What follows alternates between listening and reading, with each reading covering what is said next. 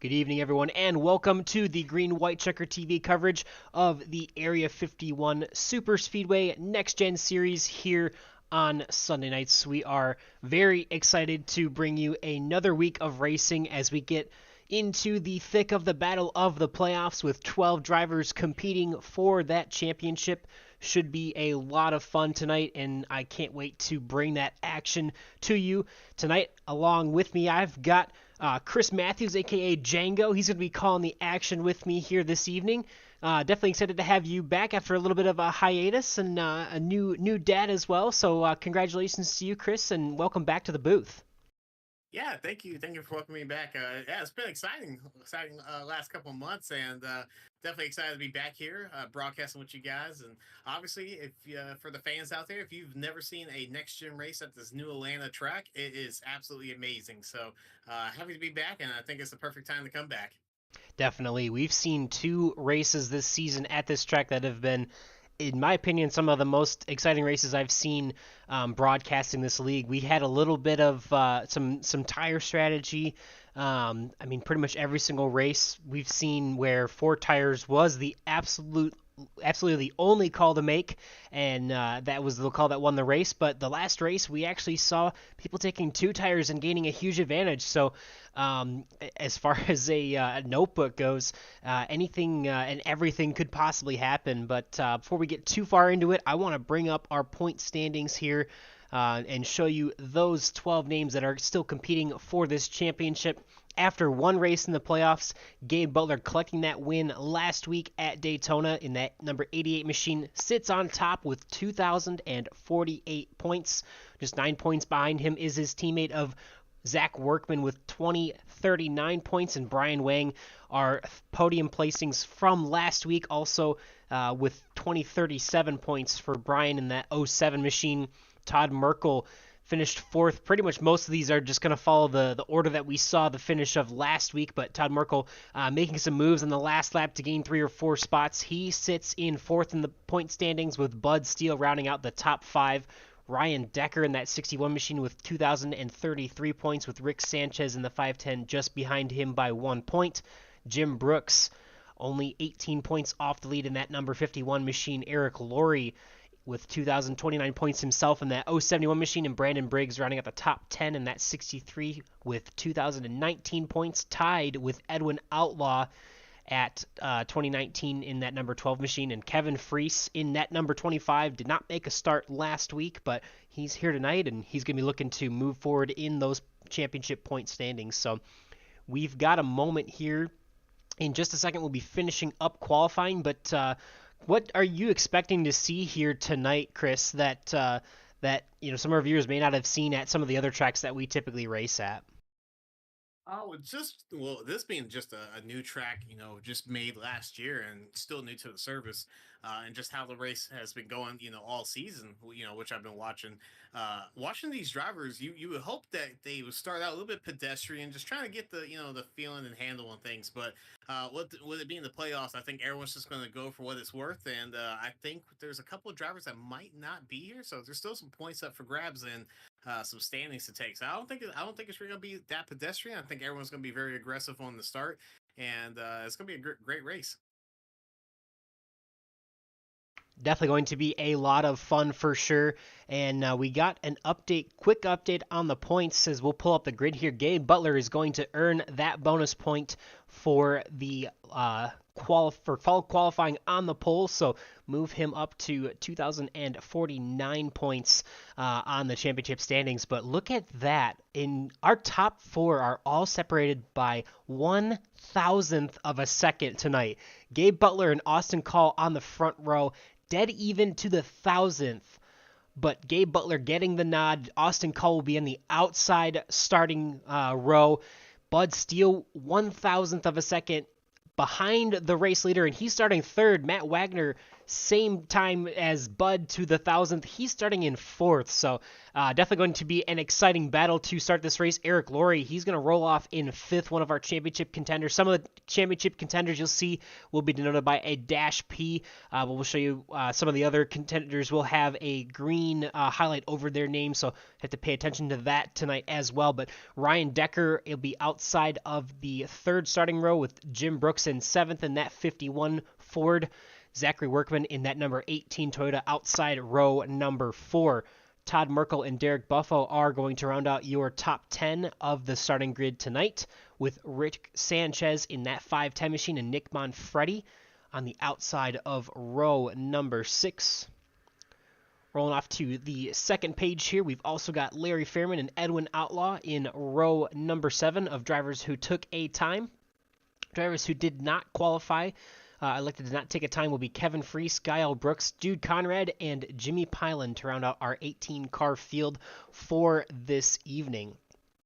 So cars are on track, rolling down the backstretch here, and this should be a good battle. We've seen probably going to be at least 2 to 3 pit stops throughout the race, and a lot can definitely happen as far as getting the field strung out, so definitely have to stay with that front pack and not make any mistakes tonight, but it's going to be a good one for sure. And you can see as we bring up the tower, drivers in green are your championship contenders, so we'll keep an eye on those drivers all night long and try to give you as many updates throughout our championship field as the pace car is getting ready to pull on to pit road.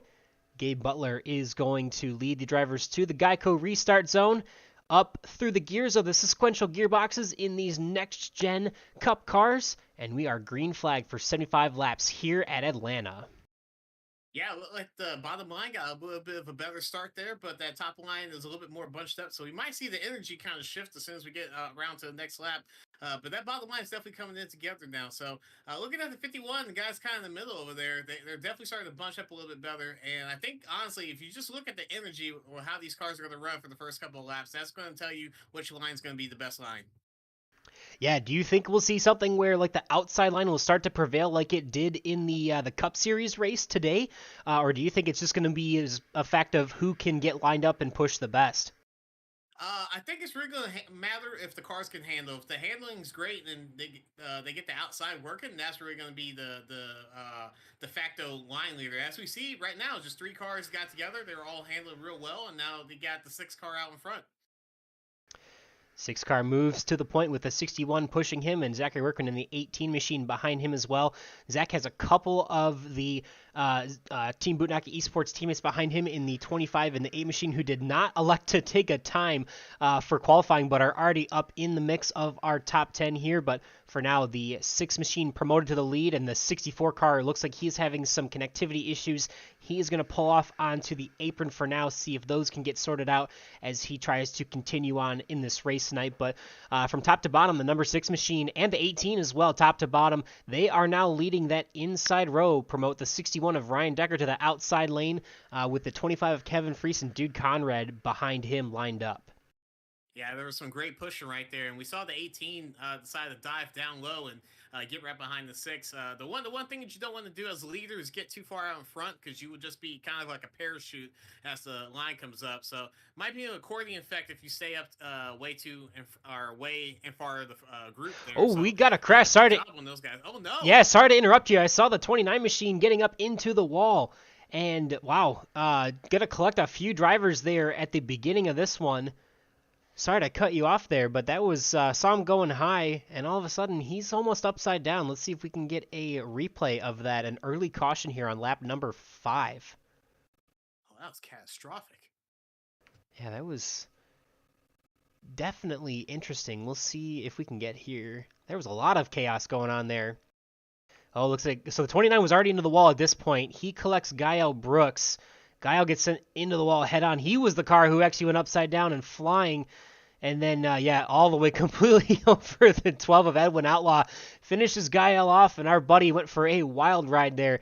I think that's most of... It looks like Gael and Nick are really the only two that had most of that damage there. So definitely, unfortunately for them, they're going to have to burn that first fast repair. But that happened pretty early on, and yeah, well, it looks like as we get back to live action, try to get back to live action here at full speed here. Looks like most of the field is taking to pit road, and you see actually now Gabe Butler is pulling off of pit road already. Excuse me, Gabe Butler and Zach Workman did not pit this cycle. Everyone behind them did. So Ryan Decker is actually going to be our first car off of pit road. Who knows? Maybe 5 extra laps of fuel could make a difference here, and definitely splits the strategy at least between Gabe and Zach and the rest of the field. So it'd be interesting to see why they wouldn't have pit so early on, or why everyone else would have pit. But I don't know, Chris, what would you have been doing in that situation? I definitely want as much fuel as possible. I never want this to be a fuel mileage game when it comes to super speedway racing. If it's anything else, I would probably try to figure out how to outsmart the field. But I definitely want to have as much fuel as possible.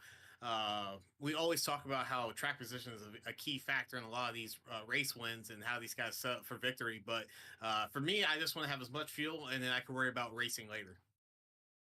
All right, well, definitely the strategy for most of the field there, and we'll see how it works out for the rest of them. I think for the most part, yeah, we're still going to have Gael and Nick in the pack. Definitely going to be taking that fast repair early on, and probably Edwin Outlaw, I would assume, as well. But everything else, oh, actually, interesting. We've got a couple guys coming back in. So Zach Workman actually coming down this time for the first time. And then some of his other teammates and Dude Conrad and Eric Laurie coming in to get some extra fuel, I would assume, as well. So maybe, who knows, maybe Zach heard you and employed your strategy. Yeah, seems like it. Honestly, you're just topping off at this point. It's still a mile and a half track, but any little bit of fuel that you lose, and you're still trying to get that mileage game under control. Like if they decide to sit back in the middle of the pack, they might just try to kind of control the fuel mileage. They're not going to have to be in the gas as much, so they could save 2 to 3, maybe even 4 laps. When it comes to that green flag pit stop. So constantly thinking it's a constant strategy battle with these guys. Yeah, definitely. It's I think we've seen a lot of times where 90% or more of the field will take take fuel at least, maybe take some tires. It looks like about a split strategy. Most of the guys that are up in the top 5 right now did only take fuel, but from so Kevin Freese on back, most of those guys did take 4 tires as well.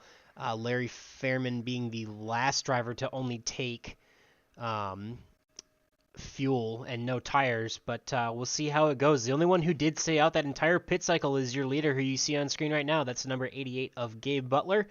And you notice the lights are off on the pace car, so Gabe will once again lead us through the Geico restart zone and into green flag once again. So first caution underway, getting green. Lap number 8 looks like a little bit of a spin the tires there situation for the 88 machine, and the 61's actually going to jump out quite a ways there.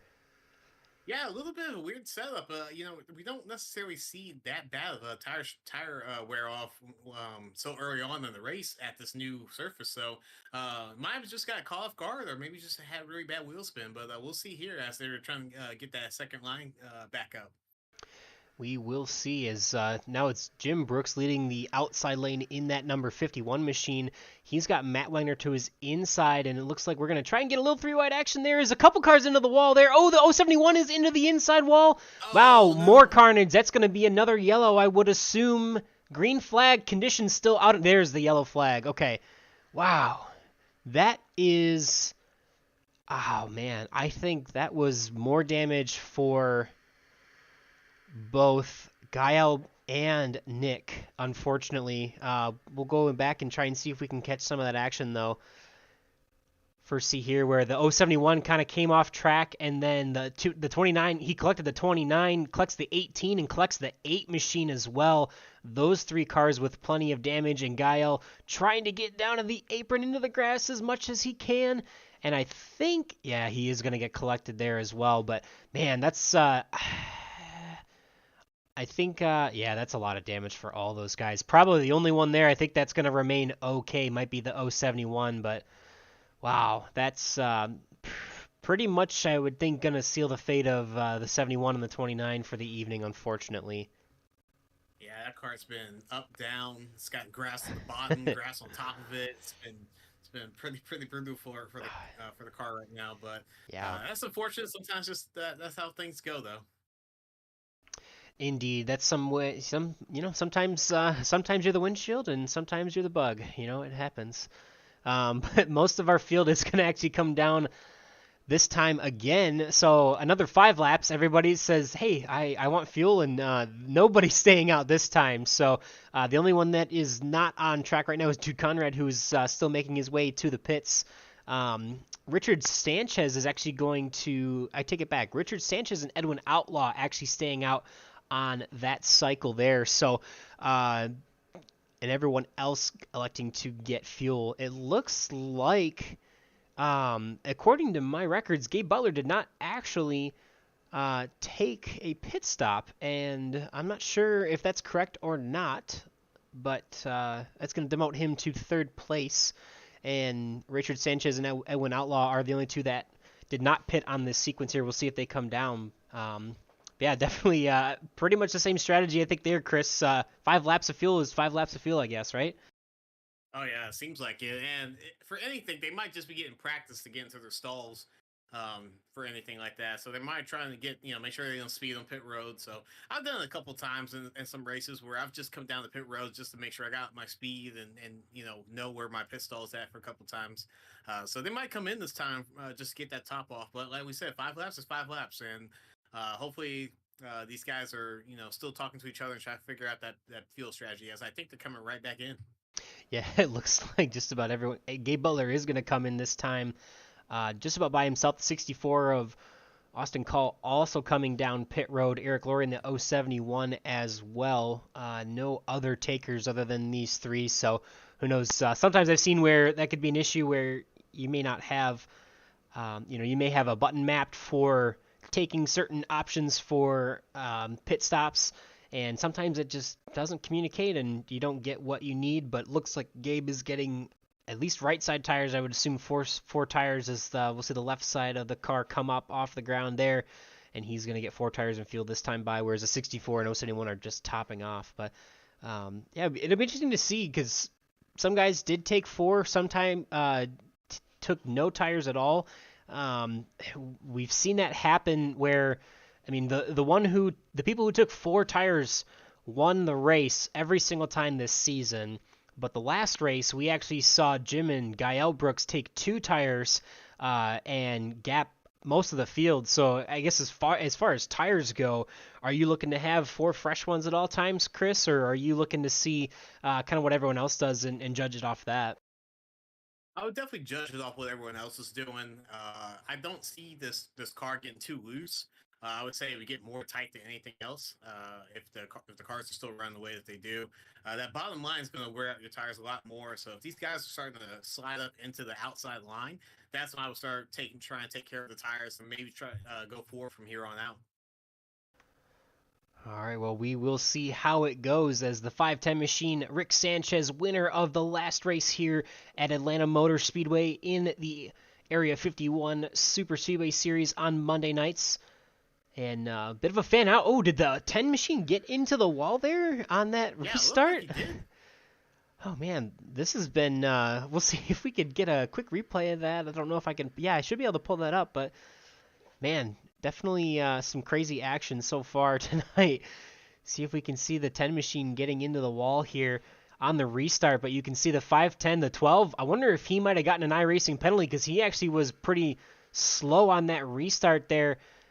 The 10 just getting a little high and doesn't look like it's too bad a contact, but we'll see if that'll hurt him later in the run as we're going to jump back live here to Rick Sanchez, who continues to command the lead. Now pretty much 3 cars broken away on that inside lane.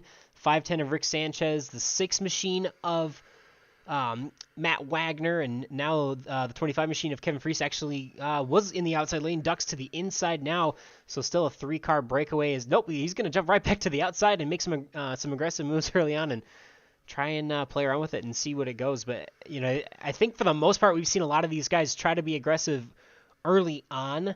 And we see that him and Matt trying to side draft the crap out of each other right now. Maybe I don't know if they're showing a little displeasure for each other or what, but definitely aggressive and trying to make some moves work. But Chris, I want to get your thought on that. Like, is this, do you think this is time to play around and try to make the moves and try to see what your car can do, or is this the time where you're kind of hanging back and trying not to get involved in a wreck and ruin your day early? Well, I think you definitely want to take your chances as early as possible, just so you can gather the information when it comes down to those last couple of laps in the race. But looking at how the field's a little bit spread out here, we're not seeing the energy kind of bunch up, and you're not seeing the outside line or the inside line really kind of get anywhere because a lot of the guys are checking up as soon as they get to the leaders. Where we have the 5, 10, and the 6 at the bottom. There's pretty much a car and a half gap between those guys in third and fourth on the bottom line, but that we see that outside line starting to gather itself up too. But it's just 2 or 3 car gaps, and as soon as the guys get together, there's going to be a big kind of accordion effect, and no one's going to really kind of get together. So I was trying to figure out why they're not bunching up now. So now the bottom line's starting to get together as we're seeing it. And that beautiful 510 car is just getting out, and it seems like he's just outpacing everybody, by himself, which is very, very weird for a super speedway racing. Yeah, he's kind of able to control both lines and keep them both at bay where the outside lane just can't quite get going. But definitely interesting to see so far. But yeah, it seems like that inside lane is working well. Obviously, he's got a teammate in the 25 of Kevin Freese on the outside lane, so there's probably not too much to worry there. Even if he does get ahead of you, probably wouldn't mind letting him in. But the 25 machine just really doesn't have any sort of help right now. He's pretty much the lone guy on that outside lane as the 6 and the 61 are lined up on the inside and got about 2 car lengths back to any help on that outside lane. So he's going to probably shuffle back eventually. Oh yeah, 3 cars up top, and we have one really, really far back. You see a second pack a little bit behind some of these guys, and it looks like they're starting to form up again. And at that point, they're going to have to pick and choose if they want to sit and stack up the bottom line or try to go on the outside and make a big run. And within a couple of laps, you'll see a car like the 18 of I think Zach Wortman come all the way back up to the front if he still has a good car. As we see a big checkup on the bottom line. Oh man. Yeah, big check up there for sure at the beginning or the front of the pack. But Kevin Freese is now leading that outside lane, and he's even with the 510 machine now, whereas he was a couple cars back. But yeah, we saw there, didn't have a chance to highlight it, but looked like some of those guys in the back, Zach Workman, Bud Steele, and the 88 machine of Gabe Butler almost lost the draft. We're probably over a second back and have managed to catch up to the pack. So we've got every car on track in this main pack right now. But definitely pretty dicey so far as we see a lot of guys moving side to side. That outside lane starting to prevail a little bit more than it did early on. Yeah, once they got that bump drafting kind of up together, we've already seen 2 cars, about to be maybe 3 on the outside, completely take over the bottom lane right there, and that's just that energy effect. I like to kind of call it the bubble effect, where you get one car pushing another, it kind of drags the other car along, and as long as the bubble doesn't pop, everyone's going to go forward. Yeah, definitely a lot of strategy and a lot of finesse that really does still go into this style of racing. Obviously, I know a lot of people have certain viewpoints of this kind of racing where it's all luck, no chance, no skill whatsoever. But there definitely is an art to it, that's for sure. And like you described it, you really have to be good at understanding how that works and how to push the car in front of you. And sometimes you got to know, like, obviously there's a bit of a bubble where you almost have to like break through where you can't quite get to the rear bumper of another car, but once you can and you can get locked on, you can push really, really well through the center of the corner. But obviously, when you're in the third car in line, you don't want to be the one who's pushing that second car in line because you can have what happened at I believe the 2021 or 22 Daytona 500, where the 2 and the 22 split each other when they got a push from Michael McDowell, and both cars, one I think Joey Logano went left, Brad Keselowski went right, and the 34 Michael McDowell went on to win the race. But definitely an art to this for sure.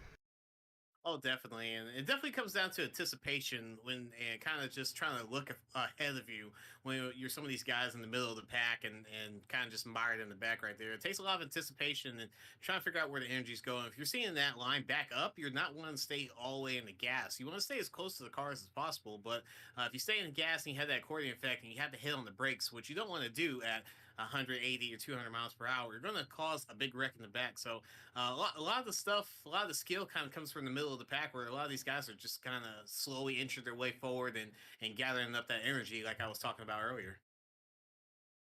Yeah, definitely. That energy is really critical. You want to make sure that you are in the lane that is moving, and if you're going to make a move, you really can't do anything without it. Obviously, we saw in the Cup race earlier today, the sixth machine of Brad Keselowski didn't have any energy at the end, and Joey Logano was able to take away that win in the Cup Series. Obviously, we've got the same track, same cars. Not very often that we get to say we're racing that exact same combo on the exact same day. So we'll see if any of these guys watch that race and maybe can learn from it. But I mean, I guess as far as your experience, Chris, we see stuff every day. I mean, obviously, most of us here, would most likely be NASCAR fans because obviously we're watching stock car racing and we're broadcasting that.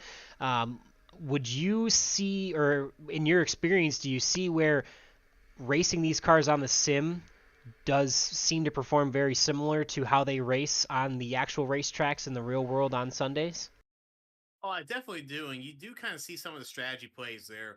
As long as the parameters are right with the track and how the sim is set up with the weather and some of the track stays, the track has been washed out. Like we see in NASCAR, if there's been rain the day prior, the night prior, they do caution laps, and the track's pretty green, so the guys definitely have to figure out how to run it a little bit better. But we do the same thing here. If the track is green here, cars tend to run a little bit better, either when it's either moderately worn out or just green enough. So, uh, looking at it here, a lot of these guys are driving pretty well, and I think it all comes down to handling. And you see pretty well with 11 and 6 kind of getting together. You see everyone's kind of driving it pretty well. We have a lot of big draft bubbles going on here, and we're seeing the outside lines starting to break up, but they're also starting to gain that energy right up front. Yeah, definitely a little bit more energy or a little bit more chaos kind of going on that you can see. Most of these cars driving pretty well, especially the guys on the bottom able to stick it out there or stick it down there to that white, red, and white line. But see a couple cars drifting up there. The 12 machine flirting with the wall a couple times. Moving up a little bit there off of 4. I saw the 071 into the wall, I believe, at one point down the front stretch as well. So definitely starting to get to be a handful as we get about 18, actually, we're about 15 laps into this. No, excuse me, Ooh. 20 laps into this first run. The 8 machine's going to split them 3 wide. He makes a pass through turns 1 and 2 on the 12 machine and try and get him in his rear view mirror. Yeah, it seems like if you're sitting in a draft just a little bit, some of these cars are starting to lose a little bit of the handling I can see, and what that's going to do is it's going to take the air off the front of the car, and the car's going to get a little bit tight. So they might put the inputs in to turn all the way to the left, and the car's just not wanting to listen to it. So that might be happening to the 12 there, as we saw the 8 go underneath, and it looks like we're having a good fight for the lead there. Where the car on the outside, I think that is it's not Matt, it's that 25 car. He's back up to the lead, and I'm not sure if he wants to come down. It seems like these cars want to stay up top if they're leading. Yeah, for the most part, Kevin Freese is just kind of hanging out there alongside his teammate and another one of the playoff drivers in Rick Sanchez on the inside lane, and he's just kind of trying to keep him at bay more or less, and not able to really break through and get ahead of that 510 machine. But you can see a little bit of side draft there as they go through turns 1 and 2. Oh, and a little bit sideways for the 510 machine. They're going to collect it back up, and everyone's going to get back in line for the most part. Definitely a lot of momentum that was just lost by that outside lane. I don't know if that was just a big push by the 6 machine of Matt Wagner, but the 510 definitely loose off of 2, and they are falling way back. This is definitely going to break up this pack by quite a lot, I would think. Yeah, it's good save on everybody to, once the cars went down low, some of the guys went up to give them some room as they're going into the turn. That would have been a big wreck otherwise. So, looks like no harm, no foul. Definitely. Oh, as we said, oh no, the 510. Oh, we got some damage. 510 is up into the wall. Yellow flag is out on the speedway, our third caution of the night. Yeah, I was just saying everyone was getting real nice and neighborly, where they were kind of letting everybody kind of get gathered back up. And unfortunately, we just had another wreck. You can see there the 510 and the 61 machine. See if we can get a little bit slower view of that for you. And it just seems like the 510 is trying to go up, and the 61 might be there. And I don't know if that's a bit of a racing deal or just not judging the lane a little bit, but definitely some damage there for the 510. Probably, I would assume not enough to take a fast repair, but definitely going to be some um, of an issue for them. But I would assume we're on lap 10 since or lap 10 was the last time most of these guys pit. So we will jump back live, and I think we see just about everybody on pit road. There's about 20 laps on everyone's tires, so the whole field coming in. We're actually going to take a second to step away, and we will be right back after this round of pit stops.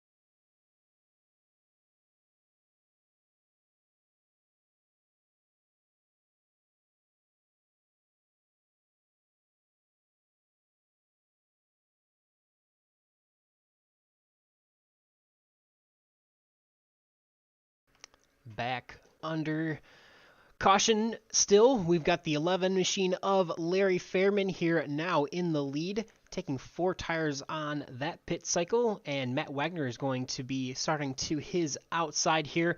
Lights are off on the pace car, and we are ready to get back to green flag action. Thank you for your patience under that yellow flag. Had some camera issues to sort out, but we are back underway. Green flag, lap number 36, just shy of halfway here at Atlanta Motor Speedway. Yeah, I saw both the front cars get off well. We saw 51 of Jim Brooks take advantage of that and go all the way down to the bottom line, which seems to be the best line for everyone to kind of gather up and get that drafting help. As we see the 6 starting to get some help from the 36 and 510, as we just saw, he just crashed not too long ago as we before we went to break in. He's right back up there too. Yeah, looks like Richard Sanchez actually took about a minute on pit road to repair some damage, so did not take that fast repair, probably saving that for later, I would assume. I believe he still has one, or he has his only fast repair, so thankfully did not have to burn that, but definitely taking some time to make some repairs as the 64 machine is going to drop off again with looks like connectivity issues, unfortunately for him. But we are going to continue to roll with now the 6 machine of Matt Wagner and Jimmy Pyland now taking over that second spot. And we've got almost a full top 5 of our drivers not in the playoffs, but speaking of that, I actually want to take a chance to go through some of those playoff drivers and see if we can give a quick update on where they're running. Obviously, we see now Jim Brooks here, the 51 machine inside lane, sitting in the number 5 spot right now as he battles side by side with the 10 of Bud Steele, who is also in the playoff battle. Right behind them is the 510 of Rick Sanchez, and he is going to be in that 510 again. He had a win here earlier this season, but right now getting passed by the 3 machine of Todd Merkel, who is going back and forth now with Jim Brooks, for that 6th and 7th position. Edwin Outlaw currently rocking the number 9 position with Kevin Freeze just behind him in the top 10. And Gabe Butler rocking the number 11 in that number 88 machine. Gotta go a couple cars back to Zachary Workman in the 13th position. We got Eric Laurie, and we also have Ryan Decker. Ryan Decker there racing tonight. Those are your playoff drivers as we run through the field, and obviously you can see the green highlight on the names in the tower. Those are our drivers currently in the playoffs for the championship, but got a couple guys up in the front still trying to maybe spoil that party here tonight, Chris. Yeah, while you're going through the listings, it was very interesting to see as these guys are up front are not in the playoffs like the 636 and the 67. These guys have just been staying on the top line, and it kind of gives you the reminiscing or the nostalgic feeling of how Dale Earnhardt Jr. used to run these races when he was up front, where these guys they don't go down low, they kind of sit there, sit up top, and they just maintain that energy. We saw the 10 try to take advantage of that and try to go down low, but as you can see, they're kind of backpedaling, and I think they're gonna need to do something different if they're gonna try to catch back up to these guys. Yeah, so far it's definitely not been easy to get back up to the front here with this 3-car breakaway now as they actually pull down to the inside lane this time, but the 10 of Bud Steele and Todd Merkel racing side by side, our first 2 drivers in the championship right now, looking for a good points night. And we haven't seen too much of some of the teamwork from the Team Bootnaka Esports drivers, as they're just kind of seeming to lay back just a little bit, which is fairly uncharacteristic for them, but maybe they're just trying to play it safe here, knowing that they're, just only about 6 laps past halfway and still a lot of racing left, and don't want to be in a bad position or get caught in a bad position here by dicing it up at the front.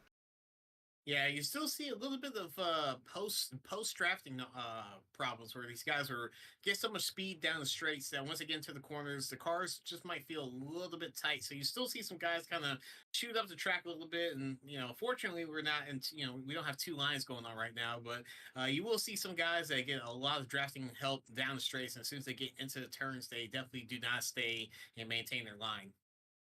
Yeah, definitely. I mean, even more so here. Obviously, we mentioned when we race at Daytona that it's an older surface, and the 3 and the 12 there, a little bit of contact, but they keep going.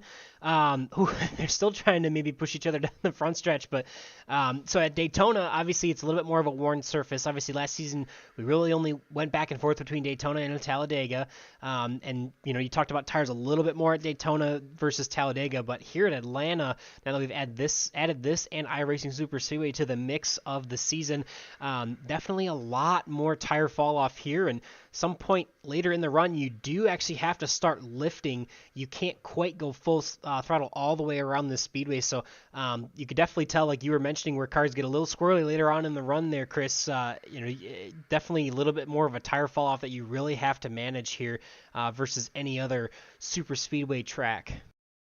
Oh, definitely. And you really kind of got to think about the physics of the track. This is still a mile and a half track compared to a 2 point plus mile track like Talladega or Daytona, where it's very wide open and there's a lot of space for the guys to kind of run around. Where this is very, even though it's a wider track that has been in the past, it's still congested and it's still narrow. So those tires are definitely scrubbing off. And you almost saw where the 12 and the 3 definitely got together. And all it takes is just that little bit of, kind of going all the way up, and your car just slows down because you're no longer in that draft. And as soon as you come off the corner or right before you get into the straight, you're going to see cars coming directly on your bumper. And we almost had a wreck a little bit earlier once again, but that's kind of what's happening as we see some cars starting to pit. Couple cars coming down for green flag pit stops. That is the 510 of Rick Sanchez, Kevin Freese, Gabe Butler, Austin Call, Eric Laurie, and Dude Conrad. Most of these drivers are in the Team Bootnaka Esports chat tonight, racing together to try and take home a win. And one win already for this team in the 88 of Gabe Butler, already in these playoffs and currently our points leader. So, Oh, 6 goes out too. I oh, forgot pretty late. yep.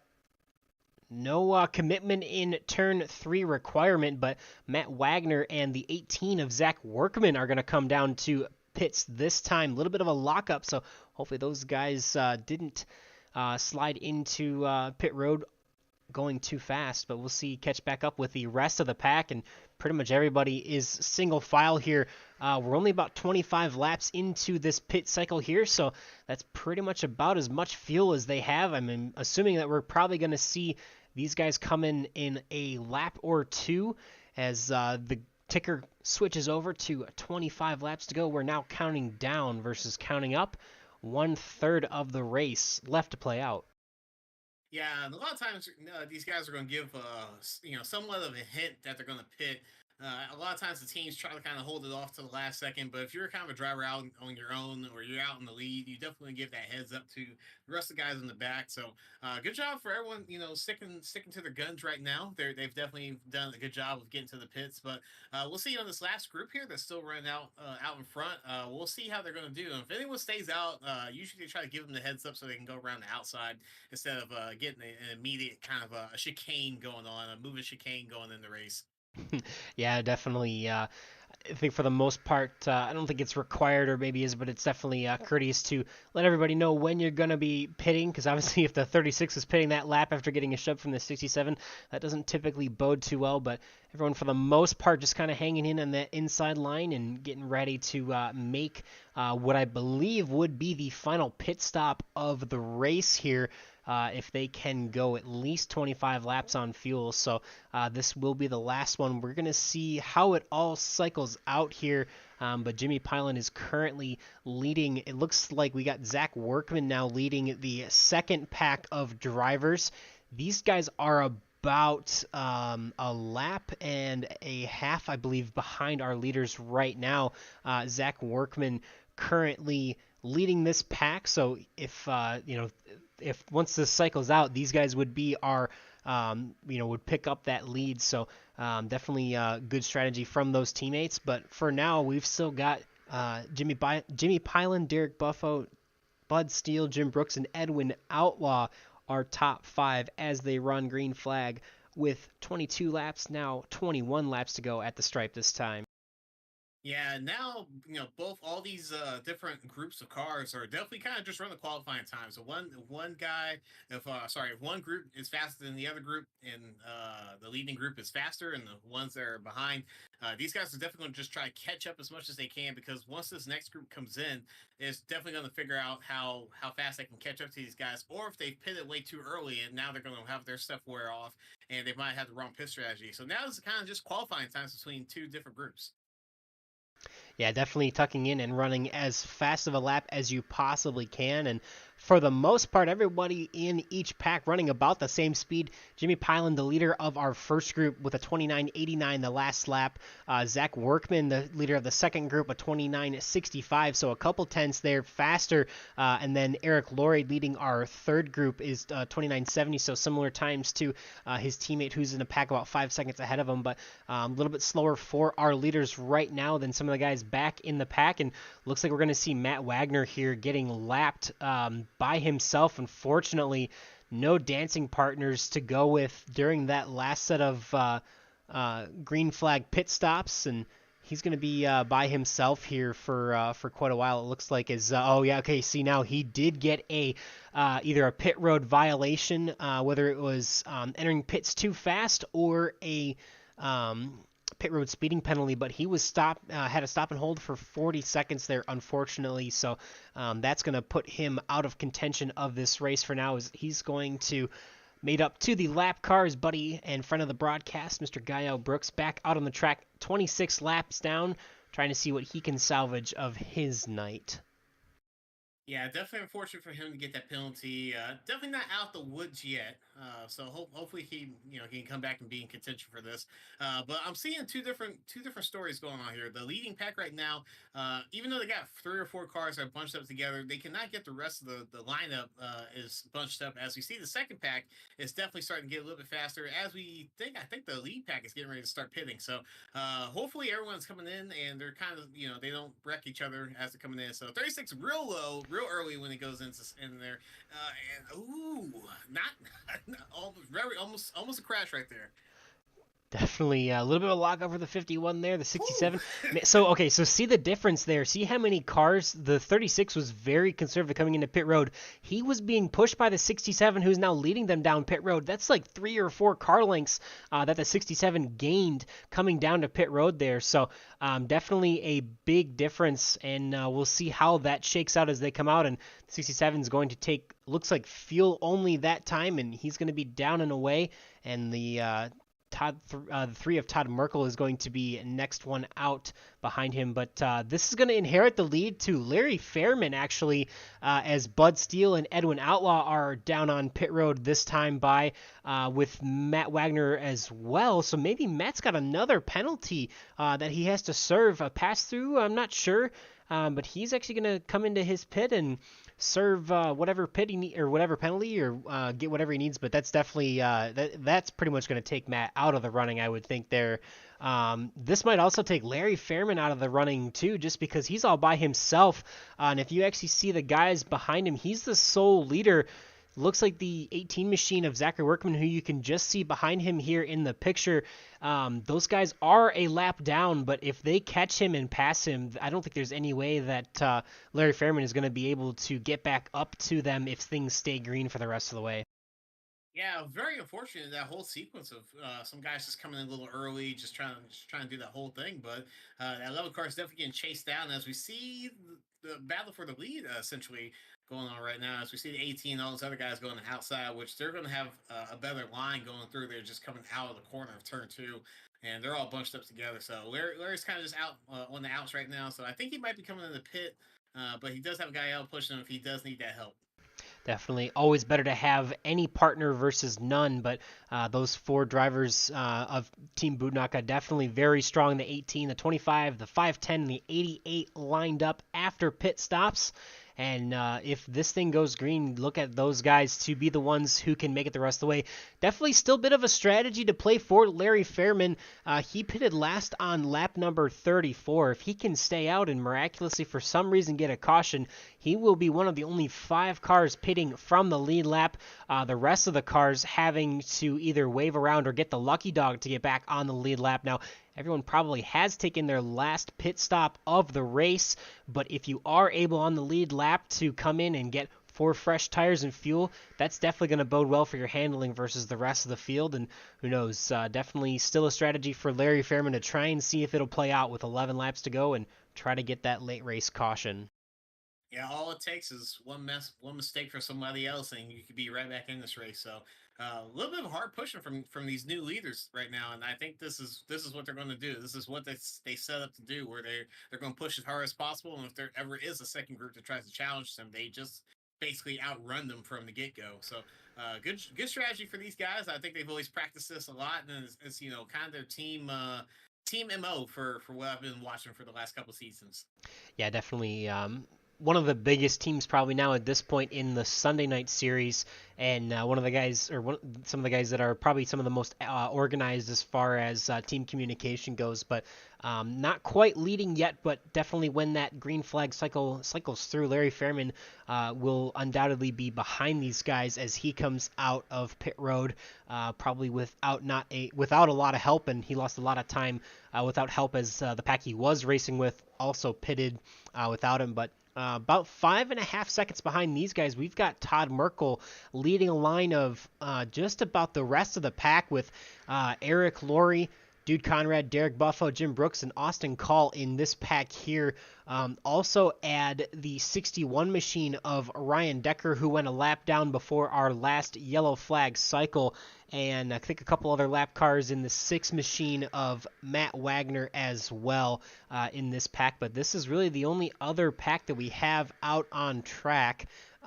Jimmy Pyland is by himself after looks like a longer pit stop than most of the rest of his competitors. Unfortunately, lost that draft, and I think Edwin Outlaw is tacked onto the back of this first pack here, as well as Gael Brooks. Bud Steele is also off by himself as well. So unfortunately, no dancing partners for Bud Steele during that last green flag cycle, and he is going to fall quite a ways back as he's now currently running 15th, 2 laps down. But Larry Fairman looks like he is finally going to take his green flag pit stop and make his way onto pit road this time. Yeah, definitely fortunate for some of those guys, and this is pretty much what Team Bootknocker wanted. They wanted to be able to control the race as easy as possible with little to no resistance, and this is exactly kind of how they lined everything up. Somehow, some way, these guys kind of set this up all the time, and it's amazing what they could do. Week in, week out when given the right parameters. But right now, it's just going to be a drag race of which groups can catch up to these guys, and how's this going to happen. But this can all change if we get a yellow. Definitely, still lots of time to have a caution, but I think for the most part, everyone's just well, who knows? Maybe everyone's definitely trying to push as hard as they can to move their pack as far forward as they can. But definitely a similar strategy that we saw last week at Daytona, where 2 of these 3 drivers even were in a 3-car breakaway at the front of the pack, and this week it's Zachary Workman with Kevin Freese and Rick Sanchez along with Gabe Butler. So definitely going to be a great points night for Zach Workman and Gabe Butler.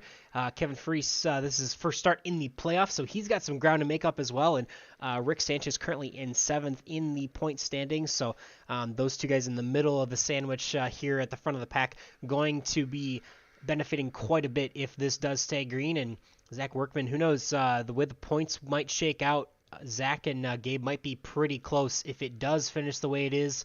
I don't think we're going to see a lot of racing from these guys.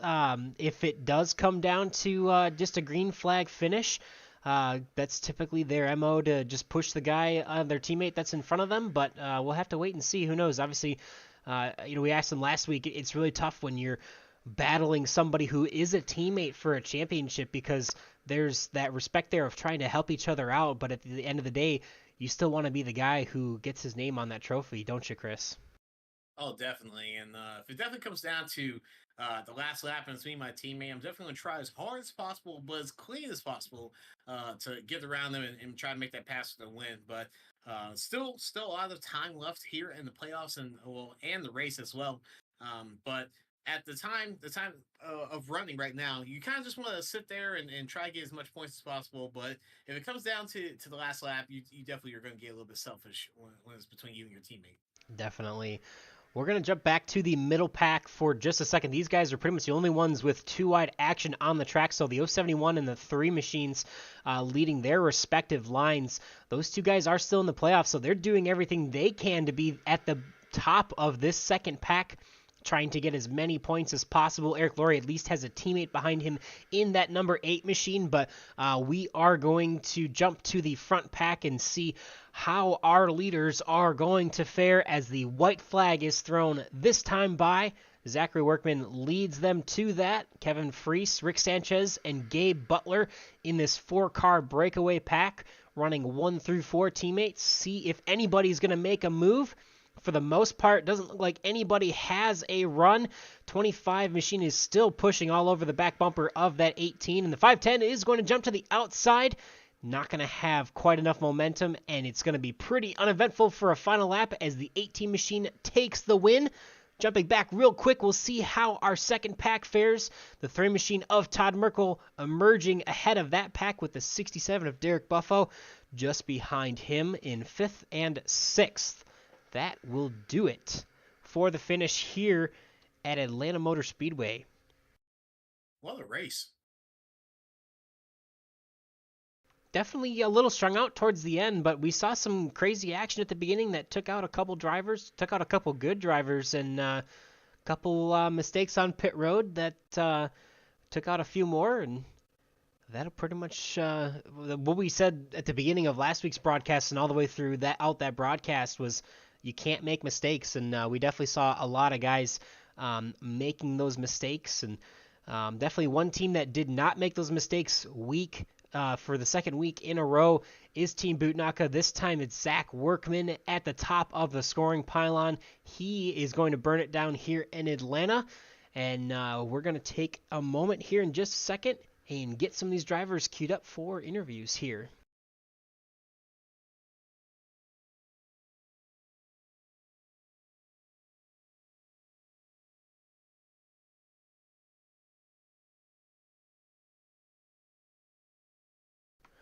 All right, we've got the first of our interviews here. The 510 of Rick Sanchez, the winner from the last time we were here at Atlanta. Rick, you were able to continue to execute at this track, and with you and more of your teammates than at the finish last time, you guys were able to take home, sweep the podium placings, and have a pretty good run. How'd that race fare for you tonight from your vantage point? Oh, it was a blast. Had a little bit of excitement there, and then was able to collect it and get back in it. And I just didn't have the tires there at the end to try to go to the outside to get by my guys up front, but it was fun all the way around.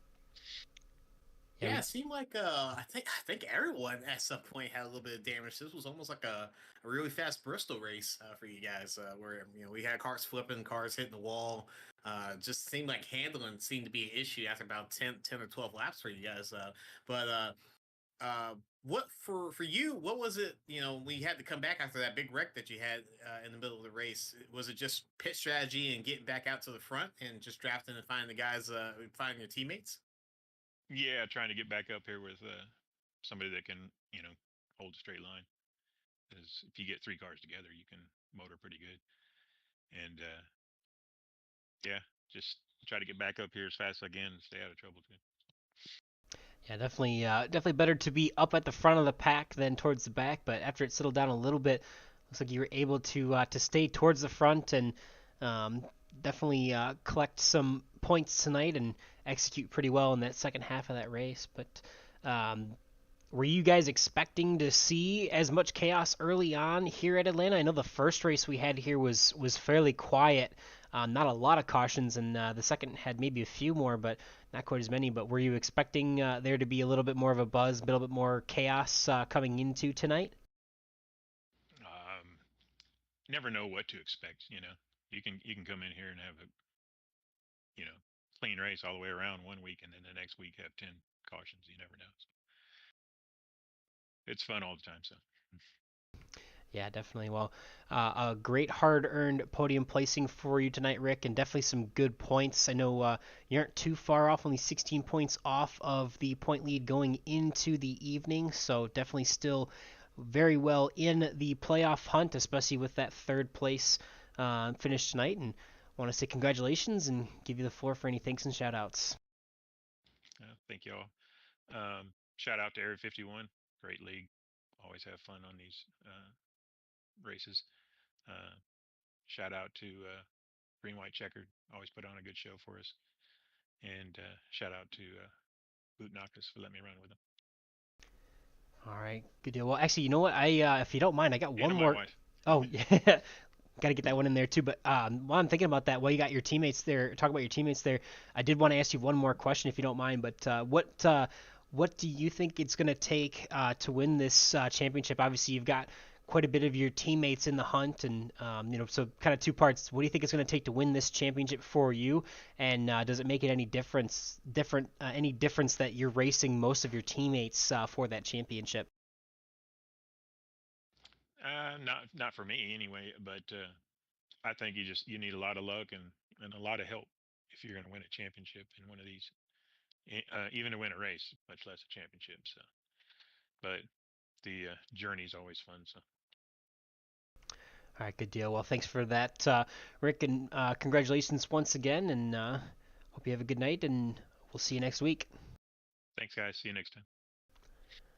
All right, that is the 510 machine of Rick Sanchez. Up next is the number 25 machine, another teammate of Team Bootnaka Esports, Kevin Freese in that number 25 machine. Definitely a lot of great execution that we saw from you guys for most of the race, if not all the race, but especially that final green flag run there. Definitely teamwork kind of seeming to make the dream work, and you guys were able to collect a sweep of the top 4 places tonight. Yeah, it went pretty well. I don't think we have anything to complain about from tonight's race.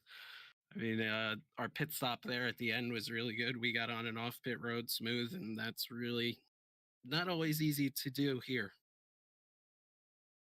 Yeah, you guys were running pretty well right at the end of the race, and you kind of got control just like you guys usually do or like to do at the end of the race. But it seemed like you were running up front more than anyone else tonight. And was there any strategy of just staying up front and trying to stay out of trouble for the most of this race, or was it just kind of like you were just put in that position and you didn't want to give it up?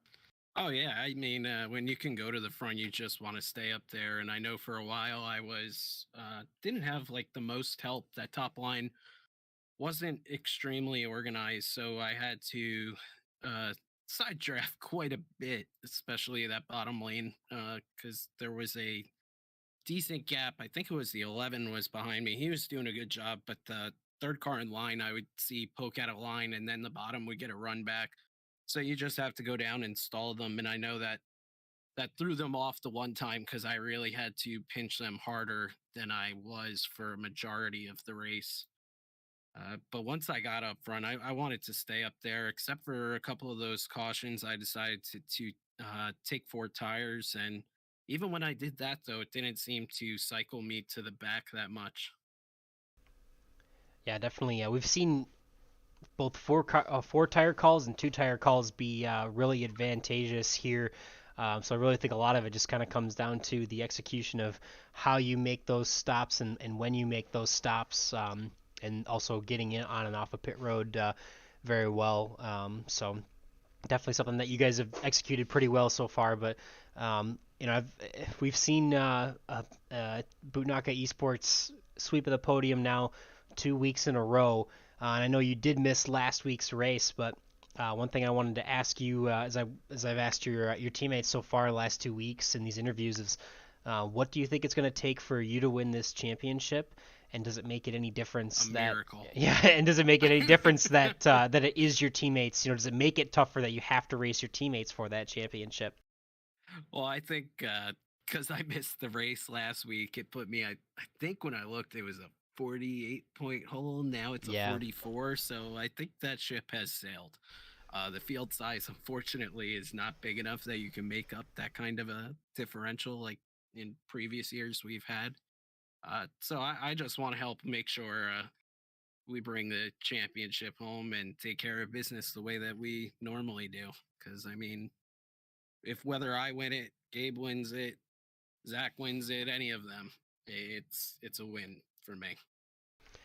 Yeah, definitely that team motto that we've heard quite so often from you guys, and definitely a reason that we've seen you guys win quite a few, especially Gabe win quite a few championships here. But we'll see. Zach definitely gave Gabe a run for his money, finishing first this week. So see if Gabe can get or Zach can get closer to Gabe, and you guys will have a good championship battle between teammates. But I want to say congratulations. Yeah, make it dead even. That's what we want. We want to make it dead even. Yeah. Make the Discord and Zach's stream nice and interesting. See if we get some emotion going. It'll be funny. All right, so I gotta ask this now. Based on that comment, what would happen if 2 of the teammates tied for the championship? Oh, we did have that happen. Okay. Seasons ago. Yeah. It came down to a couple of tie breaks between me and Gabe. Okay. Because he did not have the greatest of luck, and mine actually worked out great. And it came down to I forget what tiebreaker it was, but it was fun. We still enjoyed it. Yeah, definitely. I mean, when the competition for us is just it's healthy competition. It's nobody getting jealous or anything like that.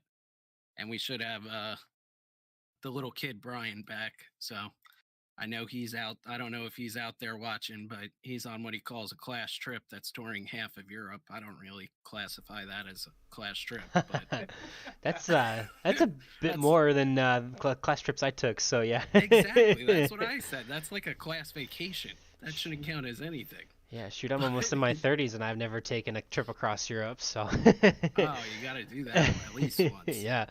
I'll go back to school just to do that. Yeah, there Exactly.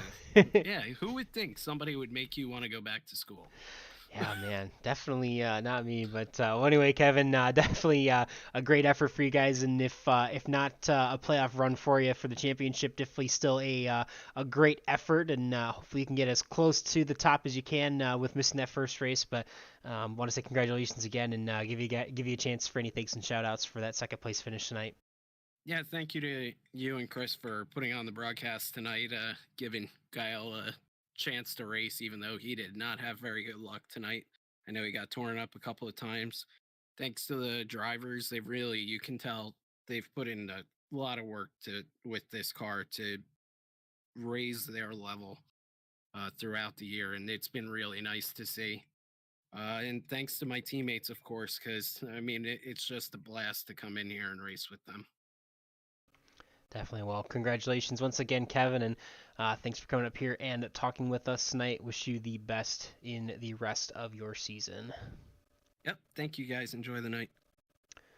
Definitely a bummer for our buddy Gael Brooks. Definitely a hard evening for him, but we'll get to the rest of how the field finished up once we get through our final interview, which will be with the number 18 of Zach Workman getting the W here tonight. Lots of team strategy. You guys executing once again. You know, what we talked a lot about on the broadcast last week. No mistakes. You guys didn't make any tonight, and this time it was you at the front of the field getting that victory over the rest of your teammates. Yeah, I just pretty much follow what they said. I was gonna go try a different strategy, but the next lap I'm like, I think they got a smarter strategy. So I went and did that, and they picked me up, and I just led the pack. So that was fun.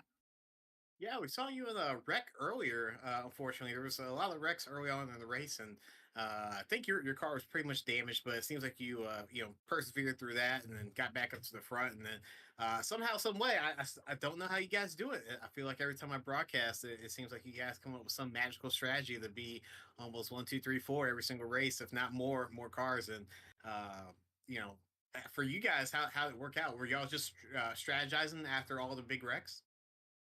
Yeah, pretty much just seeing how much we had to fill and trying to short pit, so then we could have the tire life at the end and kind of drive away instead of just going super late and then our tires being worn and we can't go as fast. And then, yeah, so we just wanted to pit as early as possible. Those guys said pit, so I follow. I am not smart enough to do my own stretch, so I'm pretty much like a dog. But A well-trained dog, at least, I would say. yeah, I guess so. I can walk by myself sometimes.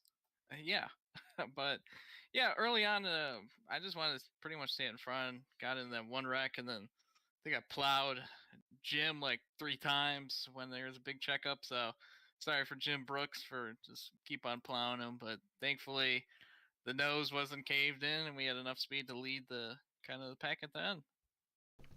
Definitely, we've definitely seen a lot of teamwork, as we've already mentioned from you guys. I mean, we haven't interviewed anybody but a Team Bootnaka Esports driver in the playoffs so far. I know I asked this last week, but what do you think it's going to take to win the championship? And now that you're probably pretty even with Gabe after this week, do you think you can beat him? Hopefully, I'm 0 for 2 and kind of stuff like this with him. Last year we had a pretty close one. I think it was like a couple points. He knocked me out, and then we did this other league. Me and him were fighting for the championship, and we tied, and he beat me because he had more like top fives. So we're 0 for 2 for Gabe. Maybe we can make it 1 for 3, but I don't know. We'll see. Just hope that we can get the wins instead of him, and see what we can do from there. Yeah, it sounds like that same thing happened to Kevin Freese, though he seemed to alluded to that tiebreaker going in his favor. Seems like it's a common theme. Gabe's definitely going to be tough to beat, but it'll be fun to see how you guys can try and pull it off and see who can get it. Yeah, we'll see. If we both have a pretty good race next week, then it sets up good for a good finale. So we'll kind of see how it goes. But Gabe's a great guy, just great, even better person than he is driver. So it's just always fun to kind of race guys like that. Same with Kevin. If he probably made all the races, he'd probably be up here too. So all those guys are pretty fun to run with. We had also Richard Sanchez, and Dude, and Eric. So it's always fun to run with those guys and run with other leagues with them. Kind of on the opposite. So Sundays is kind of chill that I don't have to be like enemies towards. So it's always fun. All right, well, so since you mentioned the finale, I'm going to put you on the spot. Do you think it's going to, well, here, how about this? One word to describe your thoughts going into the finale, which is going to be at iRacing Super Speedway. Can you do it in one word? Love it. Wish it was all 12 races, actually. I wish this league was named iRacing Super Speedway Area 51. Okay. I love that place. That place is awesome. And yeah, a lot of people don't like it, but I am one of the people that do. So I think that's a little bit of my home track, to be honest. If it actually existed and was at a place, that's my favorite track, and I think I have a little bit of an edge, hopefully. Okay. So, Well, so we'll see. I was definitely not expecting that answer, but at least for me, I know I raced on it quite a bit in the NR 03 days and had a lot of fun. So I appreciate that your keyword for the finale was love, because I have the same feelings for that track, and we look forward to seeing what you can do at that track, and hopefully you can try and bring home a championship there. Yeah, we'll see what we can do, but yeah, that place couldn't get any better, to be honest. Just probably Gabe has the other three tracks, to be honest. Tonight we got them just because we got lucky. They let us lead. But yeah, iRacing Super Speedway, I don't know what it is, man. It's just so fast. It's awesome. There's like 12 lanes. How can you not love it? It's awesome. So I wish it was like 12 races of that, because I would do it every week. But no, it's a lot of fun, and hopefully we can use the track to its capabilities. I know there's some wonky stuff with it, but I can't wait. Should be a blast. Well, we're about to watch you burn it down on the replay here on the broadcast on screen, but I want to give you one last congratulations for that win, and I want to give you a chance to give any thanks and shout outs for that victory. Thanks for Bootknocker for letting me run with them. My parents and family and friends for watching. You guys in the booth, we turn left and go in circles, and you got to make it entertaining. So good job on you guys for not falling asleep. And got to thank the Area 51 mods, Guy L running the league and stuff, and Jim. Got to appreciate them. And also Gabe, involved. But yeah, thank you guys for watching. You all watch this go left and turn in circles, and we made it under like an hour and 10 minutes. So nice, easy, compact schedule right here. Yeah, definitely trying to give you guys some more airtime in the interviews, knowing that we are pretty short tonight. But congratulations once again, Zach, victorious here at Atlanta Motor Speedway. Thank you, guys. All right. Well, I think we should bring up the rest of our finishing positions from the evening. What about you, Chris? Oh yeah, I'm definitely ready for that. All right. So, gonna take a few moments to try not to run out of skill and see if we can pull up that graphic here for you. Here they are. So we've got one page of race results for you. Obviously, we talked to our podium placings already: Zach Workman, Kevin Freese, and Rick Sanchez. Gabe Butler teammates. So that's a 1, 2, 3, 4 sweep for Team Bootnaka Esports.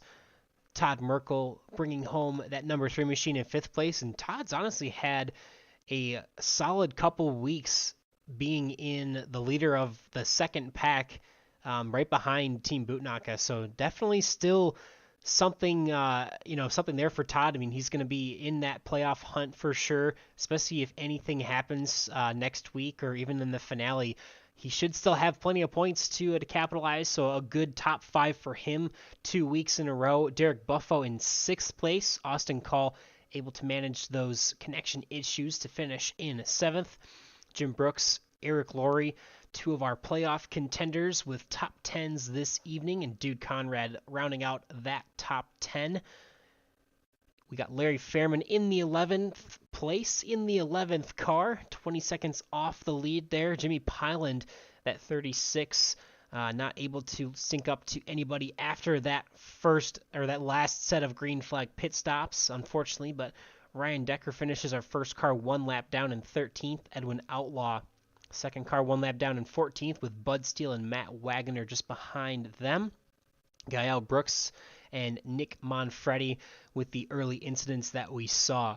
Unfortunately, taking them out too early. But yeah, definitely a lot of action early on. We didn't see nearly as much action. I mean, I don't think we even saw a single yellow flag in the first race here at Atlanta earlier this season. But Chris, it's definitely gotten more exciting as the races have gone on here. And what's your biggest takeaway from this evening's activities?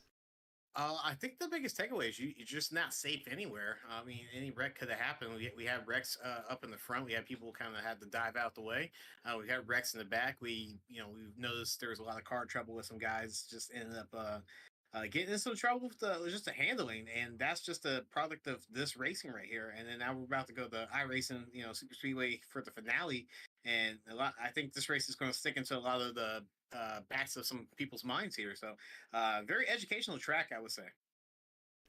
Definitely a lot of fun. I cannot thank the admins at Area 51 enough for giving us this entertainment and letting the teams race here. Obviously, I know there's a lot of work that went into the off season to put this track on the schedule, and it's been an absolute blast. And I think I can speak for everyone who has been a part of the broadcast crew here at Green White Checker TV all season long, that this track and iRacing Super Speedway have been so much fun to add to the schedule. And we still got one more race at iRacing Super Speedway to finish the season out. But before that, next week, we've got action at the Talladega Super Speedway, going back to one of our regular tracks, if you will. And it'll be another 75 laps there on Sunday night, next Sunday in the NextGen Super Speedway Series. So make sure you tune in to that race and catch the action there as we continue to roll through these playoffs. And please don't forget about our other action on Thursday nights here at Green White Checker TV, where we also have the Truck Series Super Speedway events. They're going to take to the 1.5 mile of Atlanta later this week, so they are going to finish out their schedule there 1 week, or not 1 week, but about 4 days behind us there. So I'm going to have a lot of fun watching that, as well as our friend Maxwell Caldwell should be running that broadcast later this week. So be sure to tune in again to Thursdays and Sunday nights every single week as we wrap up the last 2 weeks over the next 2 weeks of playoff action here at Area 51. For myself, Boomer Logan, and for Chris Matthews, we appreciate every single one of you who has tuned in at any point to watch or rewatch the broadcast. And yeah, thank you for letting us do what we do and letting us call this great action at this great league. But I'll leave you with that. I hope you all have a great, safe week, and we'll see you next time.